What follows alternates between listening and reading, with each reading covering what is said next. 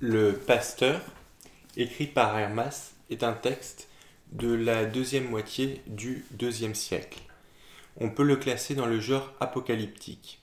Il se divise en fait en 5 visions, 12 préceptes et 10 paraboles. Hermas est probablement le frère d'un des responsables de l'évêque de Rome de cette époque, qui s'appelle Pie. Ce livre a eu beaucoup d'influence dans l'Antiquité, car il est cité par plusieurs pères de l'Église comme faisant partie des Écritures.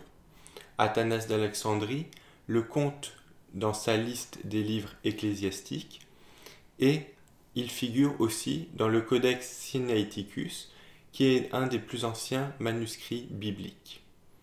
Le but principal de ce livre, qui se présente comme une série de visions, est en fait la question du pardon et de la pénitence.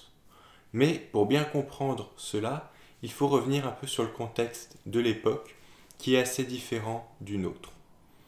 À l'époque, beaucoup de chrétiens considéraient que le baptême pouvait laver tous les péchés, mais qu'après le baptême, un certain nombre de péchés n'étaient plus pardonnables. Alors, les listes pouvaient varier, mais ces péchés impardonnables étaient souvent le meurtre, l'adultère, ou plus généralement la débauche sexuelle, et l'apostasie, c'est-à-dire le reniement ou les sacrifices lors des persécutions. C'est donc ce qu'on appelait des chrétiens rigoristes. Et face à eux, d'autres chrétiens pensaient qu'il était malgré tout possible, après ce baptême, de pardonner au moins une fois ses péchés, mais il fallait pour cela faire une pénitence assez sévère. C'est à ce deuxième courant que se rattache Hermas. Il est important de replacer cela dans ce contexte, puisque si on lit aujourd'hui ce livre, le discours d'Hermas peut nous paraître assez sévère et dur. Mais il faut bien voir qu'à l'époque, il faisait au contraire partie, entre guillemets, des plus doux, et les rigoristes les qualifiaient même de laxistes. Alors, en dehors de ce thème principal, on peut aussi tirer de ce livre quelques éléments de la théologie ou de la doctrine d'Hermas. Et j'aimerais te citer 3 extraits qui concernent 2 points précis. Le premier, c'est celui de la Christologie. Comment il concevait la doctrine, quelle était sa doctrine du Christ. Alors, je précise que j'ai pris la traduction que l'on trouve dans les sources chrétiennes. Premier extrait.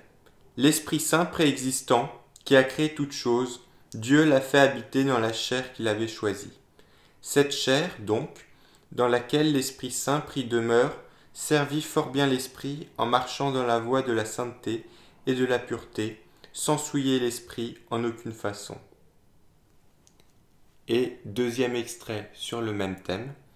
Quand j'eus écrit les préceptes et les paraboles du pasteur, l'ange de la pénitence, il vint à moi et me dit : je veux te montrer tout ce que t'a montré l'Esprit Saint, qui t'a parlé sous la forme de l'Église, car cet Esprit est le Fils de Dieu.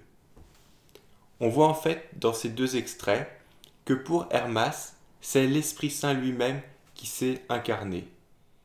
Le deuxième extrait concerne sa conception de l'Église, et elle me paraît assez intéressante. Je vais le lire. Une révélation, frère, me fut faite quand je dormais par un jeune homme très beau qui me dit : la femme âgée de qui tu obtins le petit livre, qui est-elle à ton avis ? Moi je dis : la Sibylle. Tu fais erreur, dit-il, ce n'est pas elle. Qui donc est-ce ? dis-je. L'Église, dit-il. Je repartis. Et pourquoi est-elle si âgée ? Parce que, dit-il, elle fut créée avant tout. Voilà pourquoi elle est âgée, c'est pour elle que le monde a été formé. C'est un thème que j'aurai peut-être l'occasion de développer dans de prochaines vidéos.